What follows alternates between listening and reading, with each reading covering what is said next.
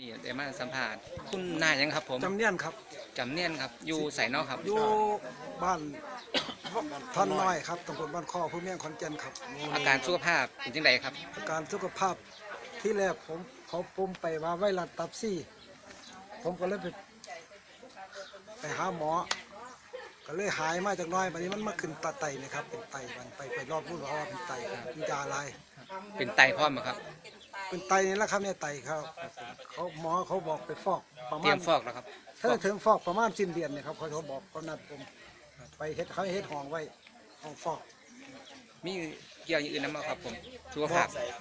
โร เป็ คน ขึ้นก็มีเบาหวานครับ เบาหวานครับ ครับเบาหวานกับลูกความดัน ครับผมอาการที่ท้องบวมๆเป็นสาเหตุเกิดจากหยังครับ อ่า เริ่มต้นครับ เริ่มต้นนี่ผมว่าหมอเขาเจ้าว่าผมเป็นไตมันบ่ย่อยเด้มันก็เลยเป็นน้ ตรงไหนนะครับผม ำเขาจอนี่ครับเขาจอนี่ประจำ ครับ เขาจอถ้ามันแน่นเขาต้องผมต้องเข้าไปเจาะ ครับต้องไปเจาะแหละครับต้องไป เจาะเอาน้ำออก ปัจจุบันก็ยังรอทางโรงพยาบาลนัดฟอกไตเนาะ ครับ นัดสิ้นเดือนนำบ่ครับ นัดประมาณสิ้นเดือนเขาบอกผม แต่ว่าเขานัดหลายเที่ยแล้วเขาไปเที่ยใดเขาก็นัดก็ไปนั่น ครับผมวันนี้ครับขอบคุณโครงการของสัตว์แห่งปีในจะได้นะครับผม